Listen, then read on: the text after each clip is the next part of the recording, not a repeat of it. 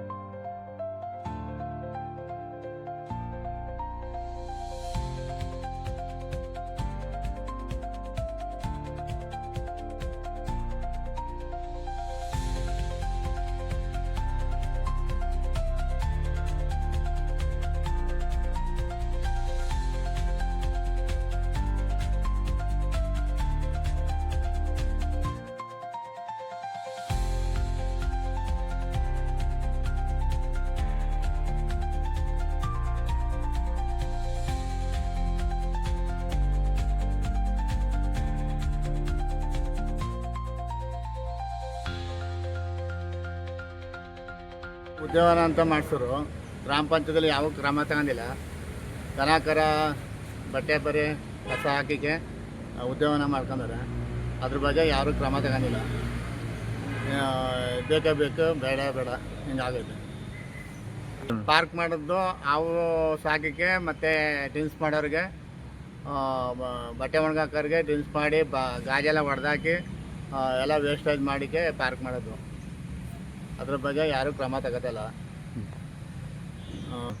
ಹೇಳಿ, ಗ್ರಾಮ ಪಂಚಾಯತರೇ ನಿರ್ವಹಣೆ ಮಾಡಬೇಕು. ಗ್ರಾಮ ಪಂಚಾಯತರು ಅದ್ರ ಬಗ್ಗೆ ಕ್ರಮ ತಗೊಂಡು ಒಂದು ಲೇಬರ್ ಬಿಟ್ಟು ಅದ ಗ್ರಾಮ ಪಂಚಾಯತಿಗೆ ಕಾಪಾಡಬೇಕು.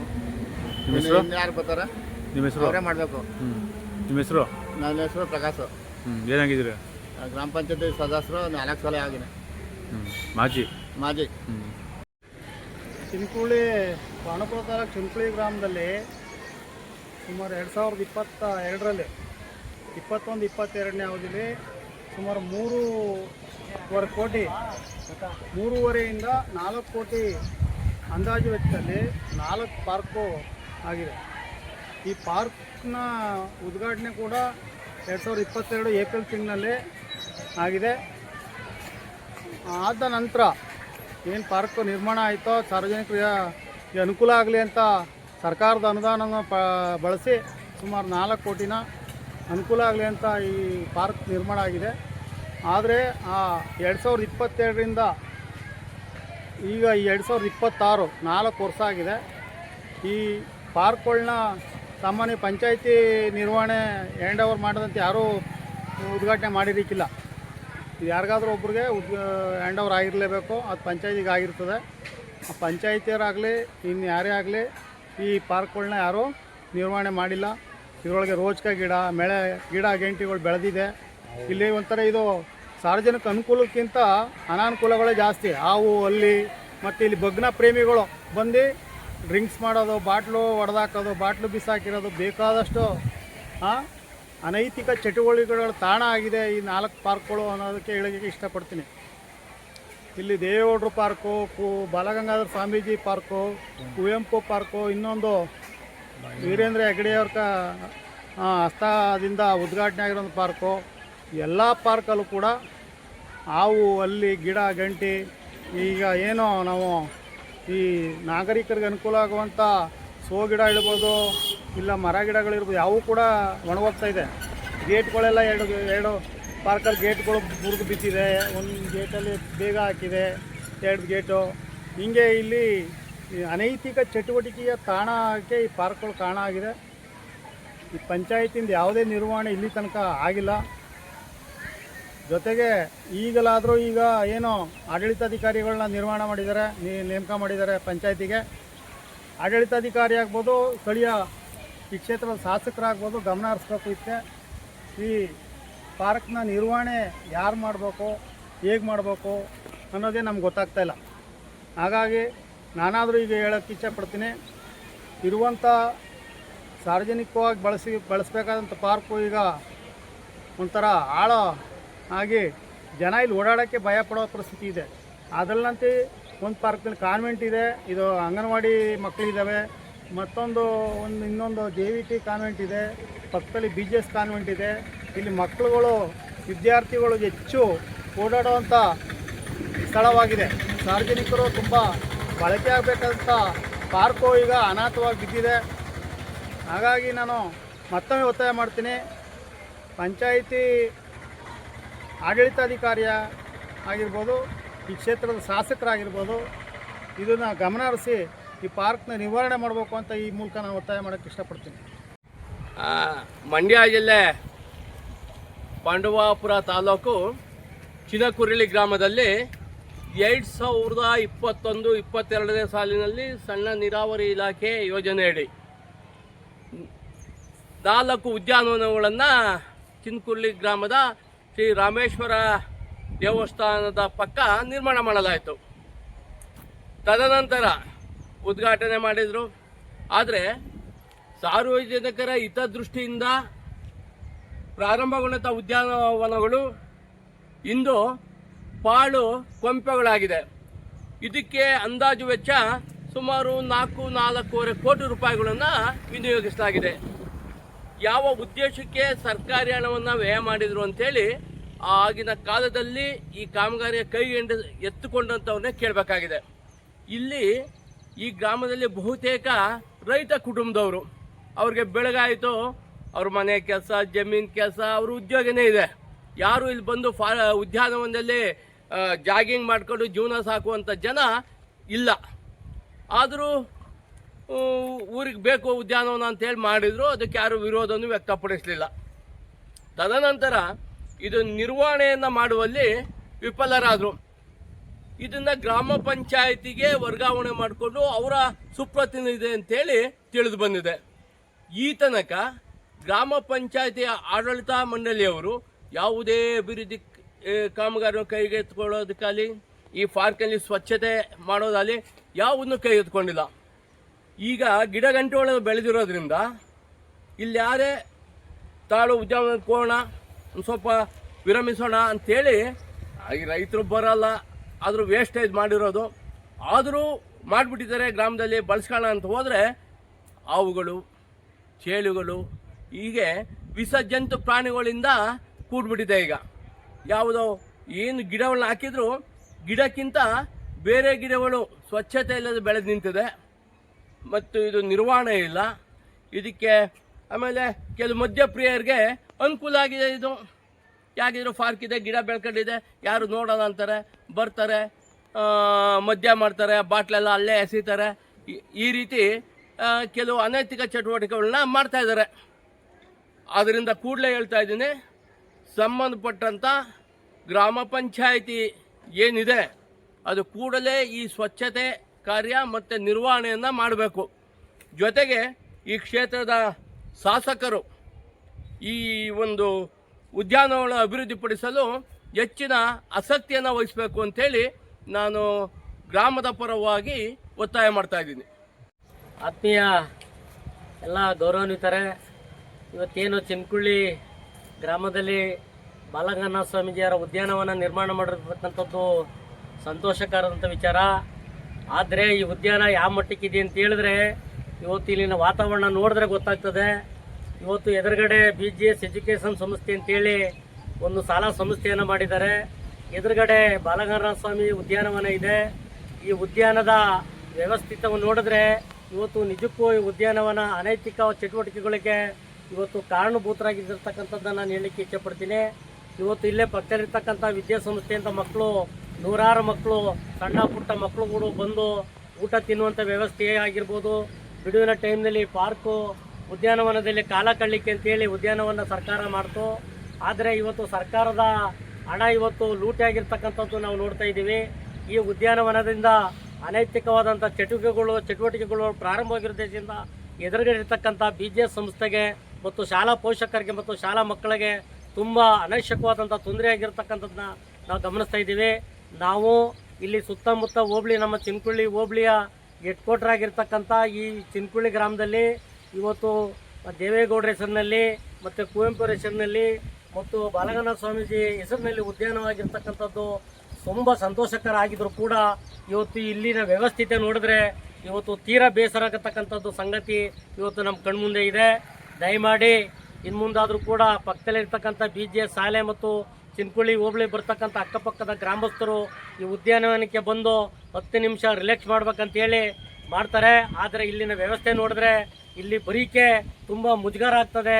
ಅಂಥ ವ್ಯವಸ್ಥೆಯಿಂದ ಇವತ್ತು ತೀರಾ ಹದಗೆಟ್ಟಿರೋ ದಿಸೆಯಿಂದ ಇಲ್ಲಿನ ಗ್ರಾಮ ಪಂಚಾಯತಿ ಆಗಿರ್ಬೋದು, ಇಲ್ಲಿನ ನಮ್ಮ ಶಾಸಕರಾಗಿರ್ಬೋದು ಮತ್ತು ಯಾರು ಇದಕ್ಕೆ ವ್ಯವಸ್ಥಿತ ಕಾರಣಕರ್ತರಾಗಿದ್ದಾರೆ ಅವರು ಇನ್ನು ಮುಂದಾದರೂ ಕೂಡ ಈ ಉದ್ಯಾನವನ್ನು ಅಚ್ಚುಕಟ್ಟು ಮಾಡಿ ಇಲ್ಲಿ ಬಂದಿರತಕ್ಕಂಥ ಶಾಲಾ ಮಕ್ಕಳಿಗೆ ಮತ್ತು ಪೋಷಕರಿಗೆ ಮತ್ತು ಅಕ್ಕಪಕ್ಕದ ಗ್ರಾಮಸ್ಥರು ಏನು ಬರ್ತಾರೆ ಅವ್ರಿಗೆ ಅನುಕೂಲ ಮಾಡಿಕೊಡ್ಬೇಕಂತೇಳಿ ತಮ್ಮಲ್ಲಿ ಈ ಮೂಲಕ ನಾನು ಮನವಿ ಮಾಡ್ಕೊಳ್ತೇನೆ.